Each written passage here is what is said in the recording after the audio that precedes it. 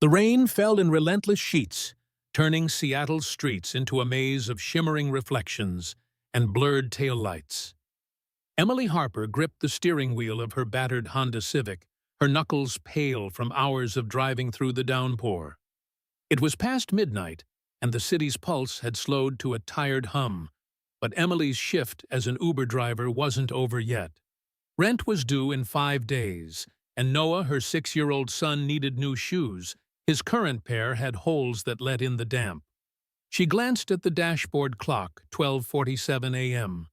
One more ride, she told herself, rubbing her aching hands. One more ride, and she could go home to her small apartment in Rainier Valley, where Noah slept under a quilt stitched with spaceships, dreaming of galaxies far from their cramped reality. Her phone buzzed with a new request. A priority pickup at the Fairmont Olympic Hotel, the kind of place where chandeliers cast golden light and valets moved like they were guarding a palace. High-end clients tipped well, and every dollar counted.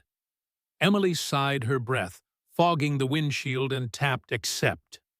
The Fairmont Olympic loomed ahead, its grand facade glowing through the rain like a beacon of another world. Men in tailored tuxedos and women in glittering gowns lingered under the awning, their laughter sharp against the steady patter of rain. Umbrellas bobbed like black halos, shielding silk and satin from the weather. Emily pulled up to the curb, her car's faded blue paint a stark contrast to the polished marble entrance. She scanned the crowd, her hazel eyes narrowing as she searched for her passenger. The app said, Michael C. Destination, Laurelhurst, a neighborhood of sprawling estates she'd never had reason to visit.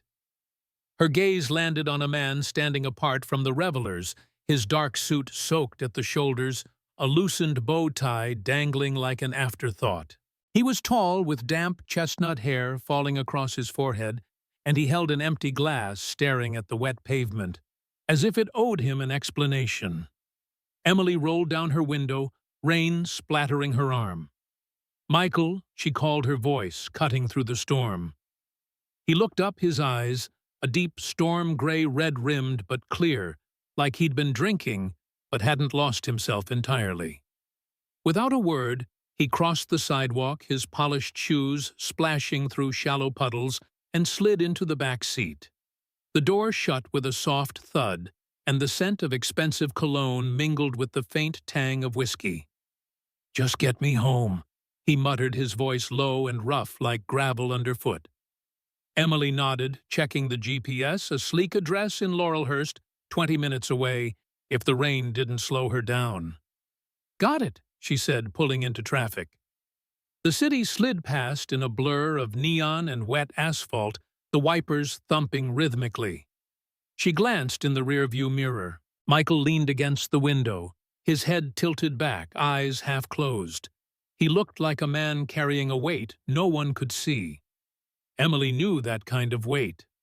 At 29, she'd carried her own for years. Her life was a careful balancing act. Night shifts, driving strangers through Seattle's streets, daytime hours at a used bookstore in Capitol Hill, and every spare moment poured into Noah, who loved stories of astronauts and drew comets on the backs of old receipts. Her ex, David, had left when she was 7 months pregnant, packing half their belongings and leaving a note that said, "I'm not built for this." She'd cried for a week, then sold her engagement ring to cover rent. Now it was just her and Noah in a one-bedroom apartment where the heater rattled and the sink dripped. Every ache in her shoulders, every late-night coffee was for him, for his smile, his questions, his belief that the world was still a place of wonder. She didn't know that the man in her back seat was Michael Carter, CEO of Biosynth Technologies, a biotech giant reshaping medicine. To her, he was just a passenger, another face in a long night. The silence stretched, broken only by the rain and the hum of the engine. Emily kept her eyes on the road, navigating the slick streets of downtown Seattle.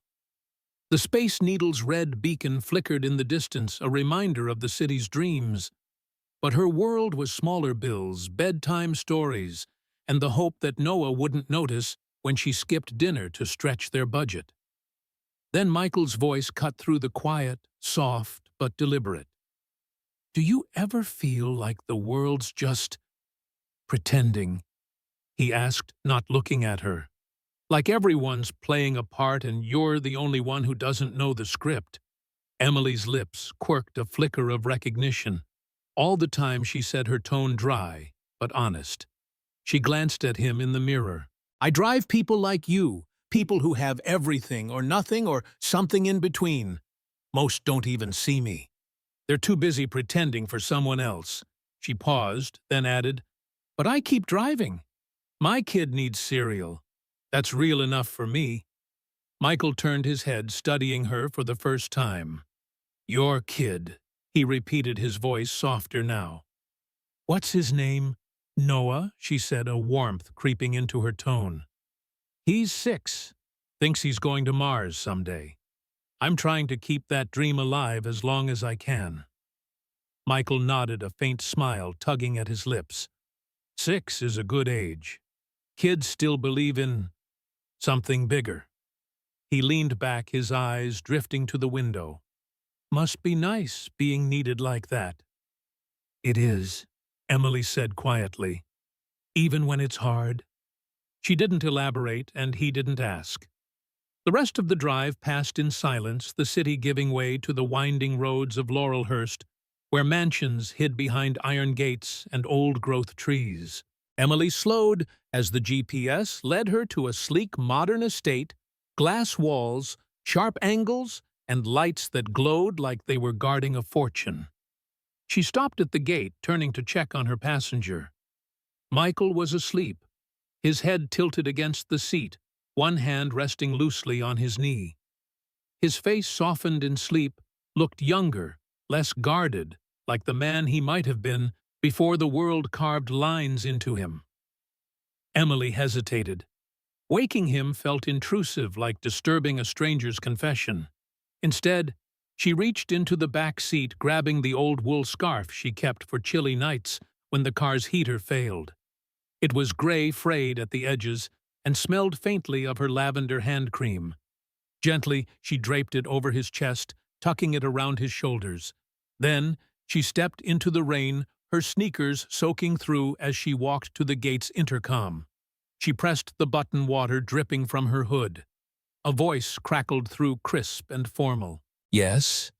This is Emily, Uber driver," she said, her breath visible in the cold. "I've got Mr. Carter here. He's asleep in my car. Can someone come get him?" "Stay there," the voice replied. Moments later, a man in a dark jacket appeared, holding a large umbrella. He moved quickly, his steps efficient, like someone used to cleaning up after late nights. Emily opened the car door, rain pattering on her shoulders. "He's fine," she said, gesturing to Michael. "Just needs to get inside." The man nodded, his expression unreadable. "Thank you, miss. We'll take it from here." He leaned into the car, gently shaking Michael's shoulder. Michael stirred, mumbling something incoherent, and the man helped him out, guiding him toward the house. Emily watched them disappear through the gate, the scarf still clutched in Michael's hand. She slid back into the driver's seat, her jacket dripping, and drove off into the night. She didn't know his name beyond Michael's sea, didn't care what kind of empire he ran. To her, he was just a man who needed to get home, and sometimes that was enough. The next morning, Michael Carter woke to the muted light of his bedroom, a sprawling space of glass and minimalist furniture overlooking Lake Washington. His head throbbed, his mouth tasted like regret, and the previous night was a blur of clinking glasses, forced smiles, and a gala he'd rather forget. He sat up, rubbing his temples, trying to piece together how he'd gotten home. The Fairmont Olympic. Too much bourbon. A car. Then his eyes landed on a folded gray scarf on the nightstand, out of place among the sleek surfaces of his life. Next to it was a small piece of paper, the kind torn from a notebook. The handwriting was neat, slightly slanted. Got you home safe. No extra charge. Rest well. Emily H. Michael stared at the note, his thumb tracing the ink. People didn't leave notes like that, not in his world where every gesture came with a price tag. Assistants, colleagues, even family. They all wanted something, a favor, a deal, a slice of his success. But this woman, this driver, had seen him at his lowest and asked for nothing. He picked up the scarf, the faint scent of lavender lingering, and something shifted inside him like a crack in a dam he'd built long ago. He didn't know her, not really, but he wanted to. For the first time in years, Michael Carter felt curious not about a deal or a strategy, but about a person. He opened the Uber app on his phone, scrolling to his ride history. There she was, Emily Harper. 5 stars, a grainy profile photo of a woman with blonde hair tucked into a ponytail, her smile tired but genuine. Her license plate was listed, a detail he memorized without knowing why. He stood still, holding the scarf, and looked out at the rain-soaked city. Seattle was gray, unrelenting, but for the first time in a long time it didn't feel empty. Somewhere out there was a woman who'd left a scarf and a note, and somehow that small act of kindness had made him feel seen. Michael didn't know what he was chasing, not yet, but he knew he'd find her again. He had to. The rain had softened to a drizzle by the time Emily Harper parked her Honda Civic outside the used bookstore on Capitol Hill, its faded sign reading Pages and Pine in chipped green paint. It was Monday morning, a week since she'd driven Michael Carter home from the Fairmont Olympic, and the memory of that night lingered like the scent of damp pavement. She adjusted her apron, tucking a loose strand of blonde hair behind her ear, and stepped into the shop. The air smelled of old paper and coffee shelves crammed with dog-eared novels and forgotten poetry. Emily liked the quiet, here the way the world slowed down between the stacks. It was a contrast to her nights driving strangers through Seattle's slick streets, where every fare was a gamble for a tip to cover Noah's asthma inhalers or the electric bill. At 29, she'd learned to stretch $1 across a week, to smile through exhaustion, to keep going for her son, whose laughter and endless questions about black holes made every ache worthwhile. She didn't expect to see Michael Carter again, didn't think about the scarf she'd left in his car, or the note she'd scribbled on a whim. To her, he was just another passenger, a fleeting moment in a long night. But life, she'd learned, had a way of circling back when you least expected it. The bell above the door jingled, and Emily looked up from the counter where she was sorting a stack of donated paperbacks. A man stood in the doorway, tall and broad-shouldered, his dark coat dusted with rain. He held a familiar gray scarf in one hand, and his gray eyes, clearer now without the haze of alcohol, met hers with a quiet intensity. Michael Carter. Emily's hands stilled on a copy of the Martian Chronicles, her breath catching. "You," she said, more surprised than she meant to sound. "What are you doing here?" Michael stepped inside the door, closing softly behind him. "I wanted to return this," he said, holding up the scarf. His voice was steady, but there was a hesitation in it, like he wasn't used to this kind of gesture. "And to say thank you. For getting me home. For the note." Emily blinked, wiping her hands on her apron. "You didn't have to come all the way here for that?" She said, her tone light, but guarded. "It's just a scarf, and I'm not in the habit of leaving people passed out in the rain." He smiled, a small, genuine curve that softened the sharp lines of his face. Still, he said it meant something. He set the scarf on the counter, his fingers lingering on the frayed edges. "I'm Michael, by the way. Michael Carter." "Emily Harper," she replied, nodding toward the scarf. "Keep it if you want. It's not like it's designer." He chuckled a low sound that seemed to surprise him as much as it did her.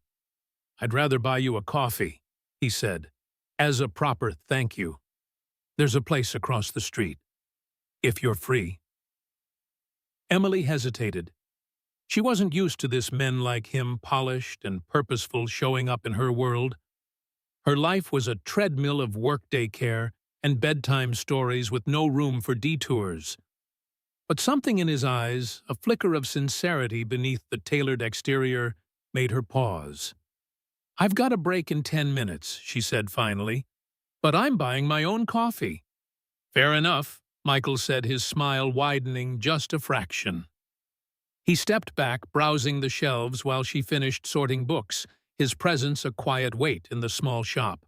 Emily stole glances at him, noting the way he lingered over a worn copy of Siddhartha, his fingers tracing the spine like he was searching for something he couldn't name. She didn't know he was the CEO of Biosynth Technologies, a man whose name appeared in Forbes and whose decisions shaped the future of medicine. To her, he was just Michael, a man who'd looked lost in her back seat and now stood in her bookstore holding her scarf like it was a lifeline. 10 minutes later, they sat across from each other at a corner table in the cafe across the street, a cozy place called Brew and Bean, with mismatched mugs and steamed-up windows. Emily cradled a black coffee, its warmth seeping into her hands. Michael sipped an espresso, his posture relaxed, but his eyes attentive like he was studying her. So he said, setting his cup down, "You drive at night, work here during the day. When do you sleep?" Emily gave a dry laugh. "Sleep's overrated," she said. "I manage. Noah keeps me going." "My son," she clarified, her voice softening. "He's 6, obsessed with space. Thinks he's going to build a rocket someday." Michael's expression shifted, a mix of curiosity and something deeper like longing. "That's a good dream," he said. "My sister used to want to be an astronaut. She'd drag me outside to look at the stars, tell me we'd visit them together." He paused, his gaze dropping to his cup. "She passed when I was 12. Cancer." Emily's chest tightened. "I'm sorry," she said quietly. That's a lot for a kid to carry." He nodded, his jaw tight. "It's why I started my company. Trying to fix what took her. But some days it feels like I'm just building something to fill the space she left." He looked up, catching her eye. "You ever feel like you're running so fast, you forget why you started?" Emily leaned back, her fingers tracing the rim of her mug. "Every day," she admitted. "I was 22 when Noah's dad left. 7 months pregnant, and he just vanished. Took half our stuff and left a note saying he wasn't ready. I worked doubles at a diner until I couldn't stand anymore. Now it's just me and Noah, and I'm running to keep the lights on, to keep him believing the world's still good." She shrugged, a small, tired gesture. "You do what you have to." Michael watched her, his expression unreadable, but soft, like he was seeing her for the first time. "You're strong," he said simply. "Stronger than most people I know." She shook her head, a faint smile tugging at her lips. "Not strong, just stubborn. Noah deserves better than a mom who gives up." They talked until her break ended the conversation easy, but waited like two people stepping carefully around something fragile. Michael didn't push, didn't pry, and Emily found herself relaxing, her usual walls softening just enough to let him in. When she stood to leave, he followed her back to the bookstore, pausing at the door. "Can I request you again?" he asked, holding up his phone. "For a ride, I mean. You're easy to talk to." Emily raised an eyebrow, half amused. "You mean you don't have a driver on speed dial, Mr. Fancy Suit?" He laughed, a real laugh that crinkled the corners of his eyes. "Not one like you," he said. "I'll tip well. Promise." She nodded, a spark of something curiosity maybe flickering in her chest. All right, but don't expect me to carry you to your doorstep again. That night, Emily's phone pinged with a new ride request. Michael C., same pickup spot as before the Fairmont Olympic. She drove through the rain, her heart beating a little faster than usual. He was waiting outside, no bow tie this time, just a dark sweater and jeans, looking more like a man than a mogul. He slid into the back seat, but his voice was warmer now, less distant. "Evening," he said. "Where are we going tonight?" "According to the app, your place," she said, pulling onto the road. "Unless you've got other plans." "Just home," he said, but he leaned forward, resting his arms on the back of her seat. "Tell me about Noah. What's he like when he's not planning his Mars trip?" Emily smiled the question, catching her off guard. "He's bright, curious, asks a million questions. Last week he wanted to know why clouds don't fall out of the sky. I had to Google it while making dinner." She glanced at him in the mirror. "What about you? What's a guy like you do when he's not, I don't know, running the world?"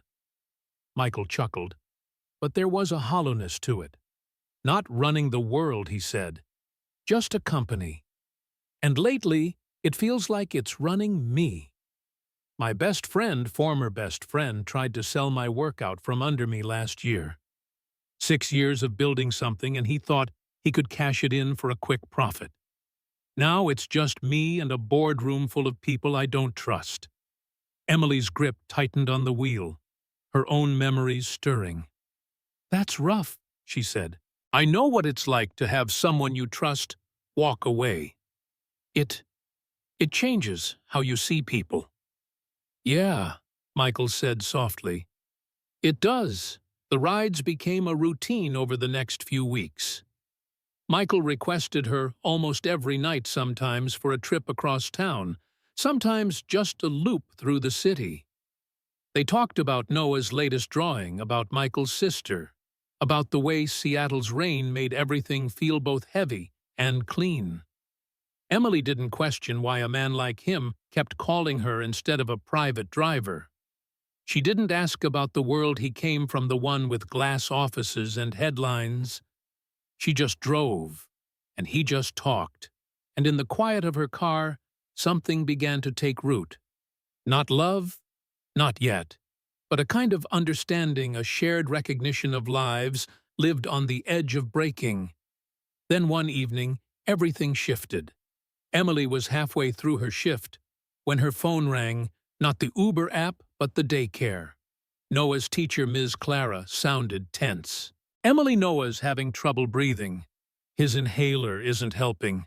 We've called an ambulance. Can you get to Seattle Children's Hospital?" Emily's heart stopped.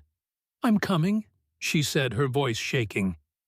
She canceled her next ride, her hands trembling as she drove through the rain.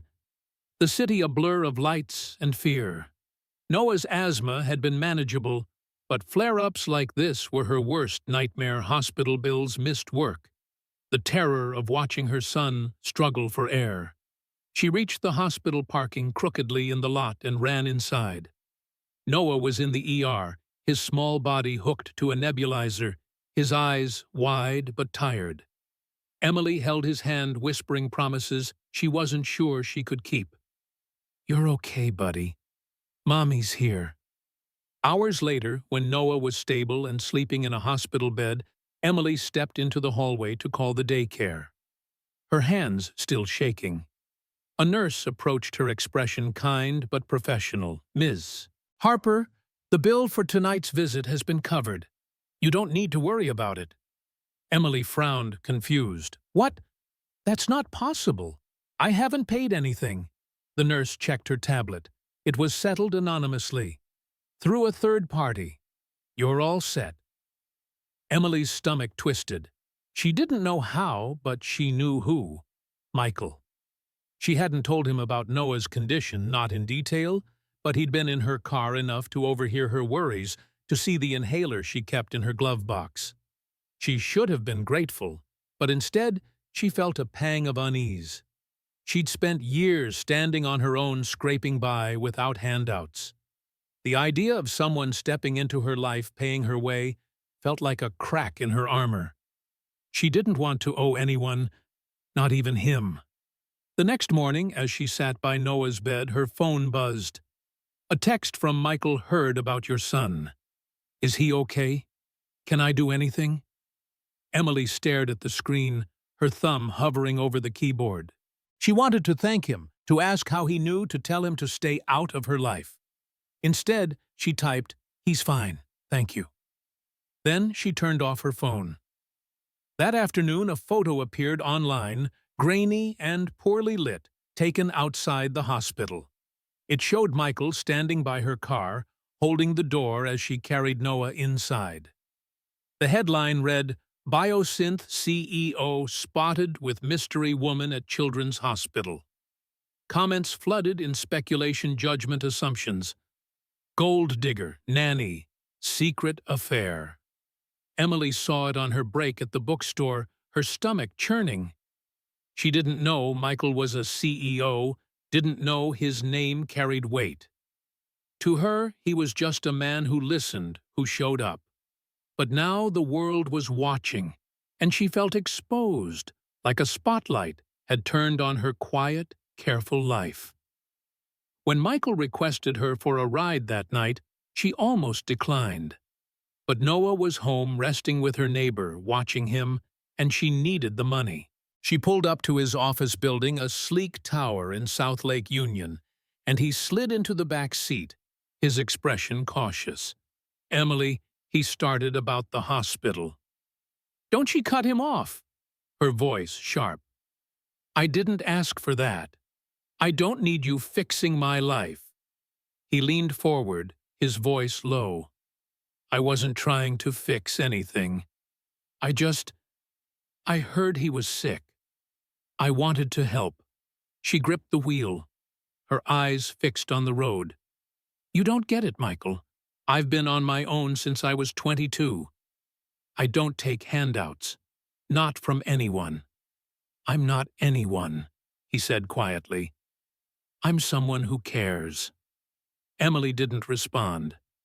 The silence was heavy, the rain tapping against the windshield like a metronome. She drove him home, and when he got out, he paused, looking at her through the open door. "I'm sorry if I crossed a line," he said. "But I'm not sorry for wanting to be there. Good night, Emily." She watched him walk away, the scarf still in his hand, and something inside her ached, not with anger, but with the weight of letting someone in and the fear of what it might cost. The Seattle sky hung heavy with clouds, casting a muted gray over Rainier Valley as Emily Harper drove home from her shift at Pages and Pine. The radio hummed low, a jazz station she kept on to drown out the noise of her thoughts. But it wasn't enough to shake the unease that had settled in her chest. It had been 2 weeks since the hospital photo surfaced, and the world had not let it go. The grainy image of her carrying Noah with Michael Carter holding the car door had sparked a firestorm of speculation. Headlines screamed across social media and tabloid sites.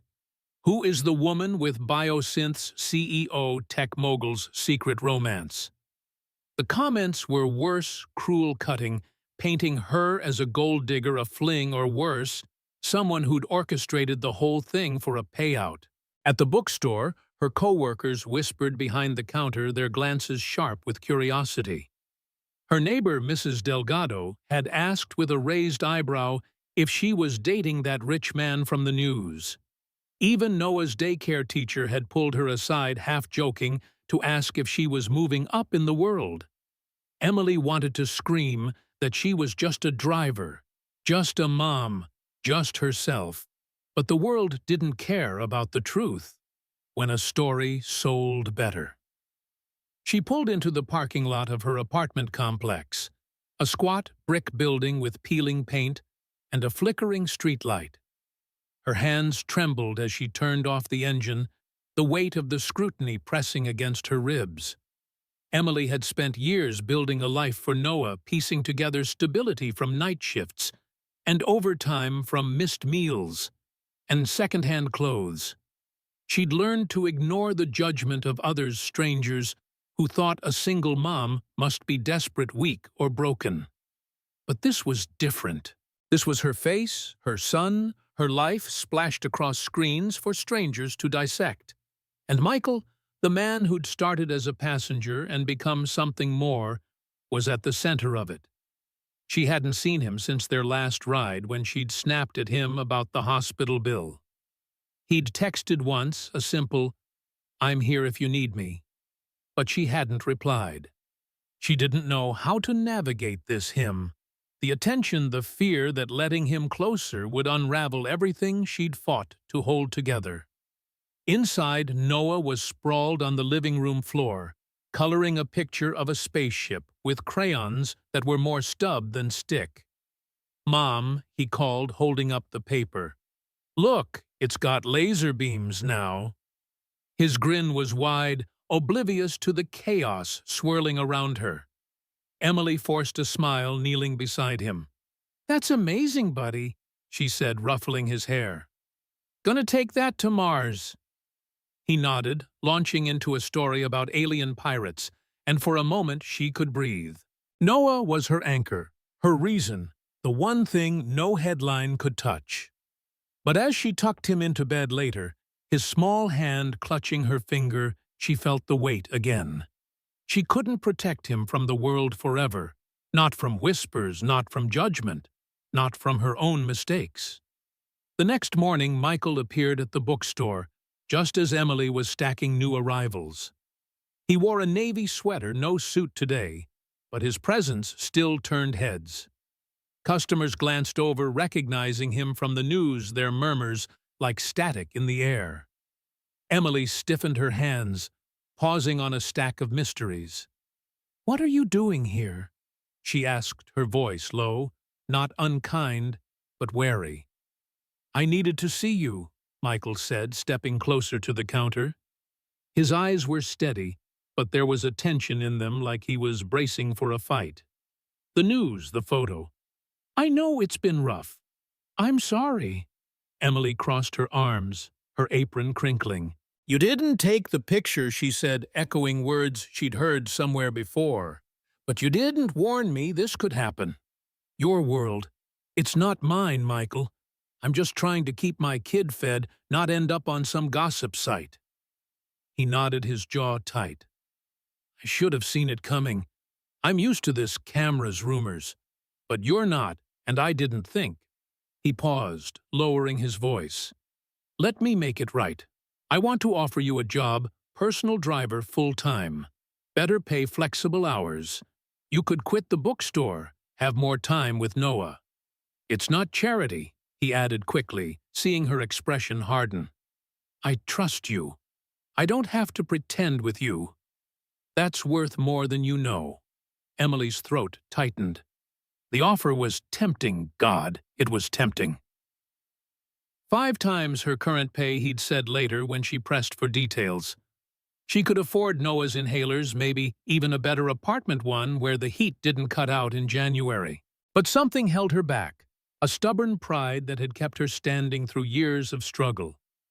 "I don't need you to save me," she said, her voice barely above a whisper. "I've been doing this on my own for a long time." "I'm not trying to save you," Michael said, leaning closer, his hands braced on the counter. "I'm asking you to work with me. You're good at what you do. You see things, people, clearly. I need that." She looked at him, really looked, and saw not the CEO, not the headlines, but the man who'd sat in her car talking about his sister, his betrayal, his loneliness. He wasn't asking for pity, just a chance. Against her better judgment, she nodded. "Okay," she said, "but no more secrets. If this blows up again, I'm out." For the next few weeks, Emily became Michael's driver, navigating Seattle's streets in a sleek black SUV he provided. She drove him to meetings in gleaming high-rises, waited outside boardrooms where voices rose and fell like tides, and occasionally stepped inside to hand him a file or a coffee. At first, she was invisible to his world executives, barely glanced at her, their eyes sliding past her plain black slacks and button-down shirt. But slowly, they noticed. The way she anticipated Michael's schedule, adjusting it before his assistant could. The way she caught details, a tense glance between partners, a contract left unsigned on a table. Michael started asking her opinion, small things at first. What did you think of that guy's pitch? Or, did that clause sound off to you? Emily answered honestly, her observations sharp from years of watching people in her car reading their silences. But the spotlight followed her. Paparazzi lingered outside Biosynth's offices, snapping photos as she opened the car door for Michael. A local blog posted an article, "Carter's New Driver More Than Meets the Eye." It dug into her past, her divorce, her jobs, even Noah's daycare, twisting facts into something sordid. At the bookstore, her boss pulled her aside. Her tone clipped. "Emily, this attention isn't good for business. Customers are asking questions." Emily's stomach churned, but she nodded, promising to keep her head down. At home, Mrs. Delgado left a tabloid on her doorstep, the headline screaming, "CEO's mystery woman, single, mom, or schemer."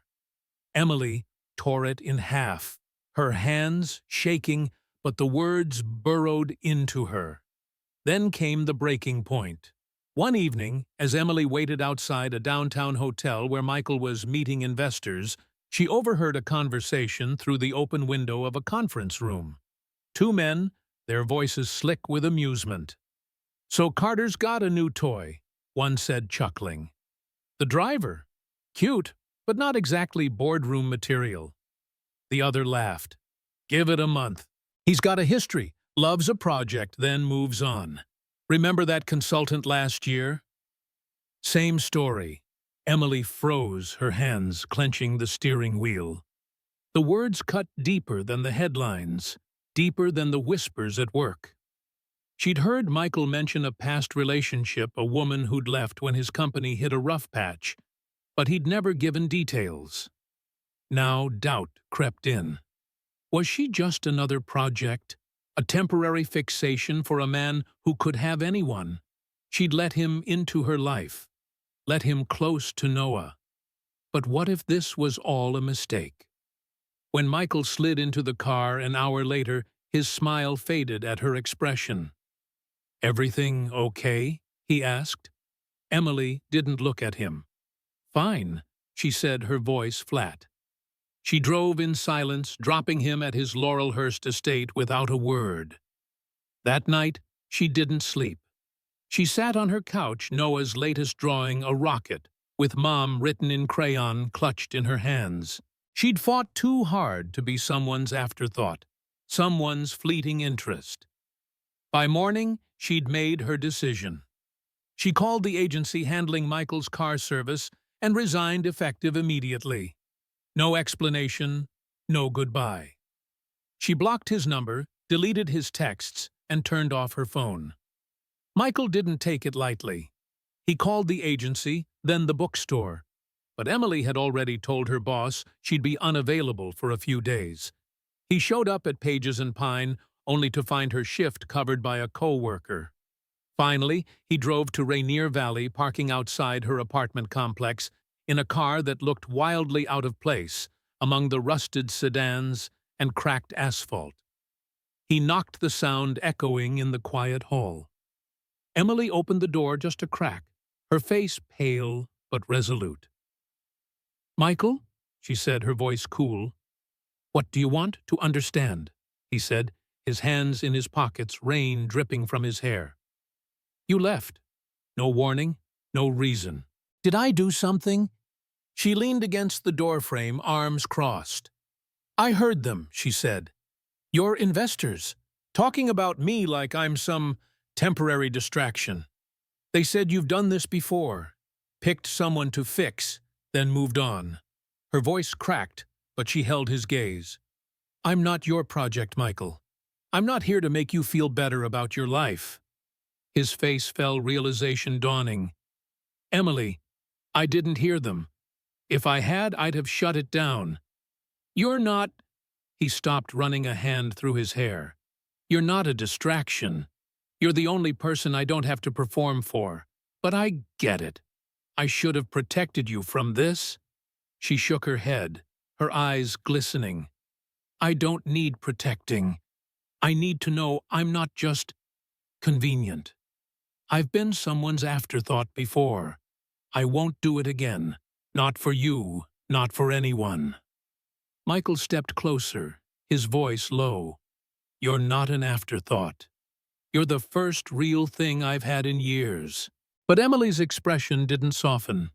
She'd heard promises before, from a man who'd left her with nothing but a note and a broken heart. Goodbye, Michael, she said, and closed the door, the click echoing like a full stop. She leaned against it, her breath ragged, fighting the urge to open it again. Outside, Michael stood in the rain, staring at the door. His hands clenched at his sides. He'd built an empire, but he couldn't build a bridge to her, not yet. And for the first time, he understood what it meant to lose something he couldn't buy back. The Seattle rain had softened to a mist, cloaking the city in a gentle haze, as Emily Harper sat on her couch, a folded letter resting on her knee. It had arrived that morning, slipped under her apartment door in Rainier Valley, the envelope plain but heavy with intent. She hadn't opened it right away. Instead, she'd gone through her routine, making Noah's breakfast, packing his backpack, with a new library book about comets, dropping him at daycare, with a kiss and a promise to be back by dinner. But the letter waited its presence like a pulse in the quiet of her small living room. It was from Michael Carter, she knew that much. The handwriting on the envelope, neat, deliberate, was unmistakably his, an echo of the note she'd left him weeks ago. She'd closed the door on him 2 days earlier, her heart bruised by the investor's words and her own fears. Yet here he was, reaching out again, not with a call or a grand gesture, but with something as simple and vulnerable as paper and ink. Emily exhaled, her fingers tracing the envelope's edge, and opened it. Dear Emily, the letter began. I don't know if you'll read this or if you'll tear it up before you get to the end. But I need to try, because you and Noah have changed something in me, and I can't let that go without saying it. I've spent years building a company, chasing a legacy, thinking it would fill the holes in my life. My sister's death, my parents' distance, the betrayal of people I trusted. But it didn't. Then I met you. You saw me not the CEO, not the headlines, just a man who was tired and lost. You gave me a scarf, a note, a moment of kindness when you had no reason to. I don't want to fix you or save you. I just want to know you, your strength, your stubbornness, the way you fight for Noah. I miss your voice in my car. Noah's stories about spaceships, the way you make me feel like I don't have to be anything but myself. If you'll let me, I want a chance to be someone worthy of you. Not perfect, just present. Yours, Michael. Emily's throat tightened as she folded the letter, her eyes stinging. No one had ever written her something so raw, so unguarded. She'd spent years guarding her heart, building walls around herself and Noah. But Michael's words slipped through the cracks, stirring something she'd buried long ago. Hope. She set the letter on the coffee table next to Noah's latest drawing of a rocket with Mom plus me scrawled in crayon. As she stared at it, Noah's voice echoed from 2 days ago when he'd pointed at the letter and said, "Why don't you give him a chance like you do when I mess up?" Her 6-year-old, with his unshakable belief in second chances, had seen what she couldn't. Maybe it was time to listen. That evening, she texted Michael, "Meet me at Brew and Bean, 7 p.m. No explanation, No promises, just a door cracked open. When she arrived at the cafe, tucked in the corner of a Capitol Hill bookstore, Michael was already there, seated at their usual table, his hands wrapped around a mug of espresso. He looked up as she approached, his gray eyes, cautious but warm, like he was bracing for her to walk away again. "You came," he said, his voice soft with relief. Emily slid into the chair across from him, her hands folded tightly in her lap. "I read your letter," she said, her tone steady but not cold. "And I'm here. But I need you to understand something. I've been hurt before by someone who promised everything and left me with nothing. I can't do that again, not with Noah in my life. If this is just a phase for you, some way to feel better about yourself, I need you to walk away, now." Michael leaned forward, his expression earnest. "It's not a phase," he said. "I don't know what this is, Emily, not yet, but I know it's real. You're real. You don't look at me like I'm a paycheck or a headline. You make me want to be better, not for the world, but for you and Noah. I'm not promising perfection. I'll mess up, but I'm promising to show up every day, if you'll let me." She studied him, searching for a lie in his eyes, but found only sincerity. It scared her how much she wanted to believe him. "Okay," she said finally, her voice barely above a whisper. "Let's try. Slowly." From that night, they rebuilt. No grand declarations, no rushed promises, just time spent together in the quiet spaces of their lives. Michael started showing up at her apartment with coffee, his knock soft but steady. Noah would greet him with a shout, waving a new drawing or a toy spaceship, and Michael would listen, his patience endless, as Noah rambled about asteroids or alien languages.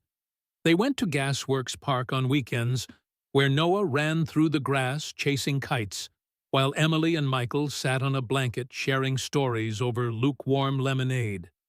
Emily told him about her childhood, her mother's death when she was 16, her father's absence, the way she'd learned to rely on herself.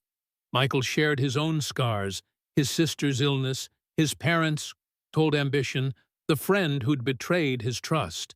In those moments, the gap between their worlds, her cramped apartment, his glass-walled estate, felt smaller, bridged by honesty. One Saturday, Michael arrived at Emily's apartment with a grocery bag, his sleeves rolled up. "I'm making dinner," he announced, setting the bag on her tiny kitchen counter. Noah peeked out from his room, curious. "What kind?" he asked, clutching a plastic astronaut. "Something special," Michael said, pulling out ingredients for pancakes, Noah's favorite but with a twist. "Space pancakes," he declared, winking. Emily watched, half amused, half skeptical, as he fumbled with a mixing bowl flour, dusting his sweater. "You sure you know what you're doing?" she teased, leaning against the counter. "Not a clue," he admitted, grinning. "But Noah's my sous chef." Right, Noah nodded, climbing onto a stool to help pour blueberries and chocolate chips into the batter. The pancakes were lumpy, some burned at the edges, but Noah declared them the best galaxy pancakes ever, his face smeared with syrup. Emily laughed, a sound that felt lighter than it had in years, and for a moment her kitchen cracked tiles, flickering light, felt like a home. But not everyone welcomed their connection. One afternoon, as Emily waited outside Biosynth's offices, a sleek black car pulled up and a woman stepped out. Michael's mother, Eleanor Carter, her silver hair impeccable, her eyes sharp with appraisal. She'd seen the headlines, she said, and wanted to meet the woman causing all the fuss. Emily stood her ground, her hands clasped tightly. "I'm not here for your son's money," she said, her voice steady. "I'm here because he's a good man." Eleanor studied her, her expression unreadable. "Good men can be foolish," she said. "Michael's been hurt before. He throws himself into things people without thinking. I'm protecting him, and I'm protecting my son," Emily replied, her gaze unwavering. "I don't need your approval, Mrs. Carter, but I'd like you to know I see him for who he is, not what he has." Eleanor didn't respond, but later at a company event she watched from across the room as Michael and Emily arrived together. Emily wore a simple green dress, her hair loose, and Michael's hand rested lightly on her back, not possessive, but proud. Eleanor approached them, her tone softer. "You're different," she said to Emily. "I misjudged you." It wasn't an apology, but it was enough. Their wedding came months later, a quiet affair on Alki Beach, the Puget Sound, glittering under a rare, clear sky. Only 20 guests attended Mrs. Delgado, a few of Michael's colleagues, Noah's daycare teacher, Ms. Clara. Noah, in a tiny bow tie, carried the rings, his grin brighter than the fairy lights strung among the driftwood. Emily wore a thrifted dress she'd altered herself, its soft ivory fabric catching the breeze. Michael wore no tie, his shirt open at the collar, his vows handwritten on a piece of paper that shook in his hands. "I used to think success was a company, a legacy," he said, his voice thick. "But you and Noah, you're my home. I promise to stay through the mess, the rain, the everything." Emily's vows were simpler. "You saw me when I felt invisible. I promise to see you too, every day." They kissed as Noah cheered the guests, laughing through tears, the sound mingling with the waves. That night on the rooftop of their new home, a modest house in West Seattle.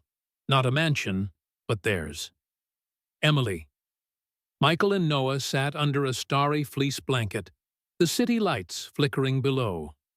Noah, half asleep, clutched a toy rocket. Emily leaned against Michael, her head on his shoulder. "Happy?" she asked, her voice soft. Michael exhaled, his arm tightening around her. "I used to think I needed to be sharper, bigger to prove something," he said. "But you and Noah, you make me want to be kind to be enough? That's more than I ever thought I'd have." Emily squeezed his hand, no words needed. The stars above were bright, the night quiet, and for the first time their lives felt whole. Not perfect, but theirs. The lesson. Emily and Michael's journey teaches us that love is not found in wealth or status, but in the quiet, honest moments we share with those who see us for who we are. It's about showing up through doubt and fear, and choosing to build something real one day at a time. Their story reminds us to value authenticity over appearances, to embrace second chances, and to find strength in vulnerability. For anyone carrying their own burdens, Emily and Michael's path shows that home is not a place, but the people who make you feel seen, valued, and loved. Let their story inspire you to seek connections that lift you up, to forgive without losing yourself, and to build a life where kindness and presence matter most.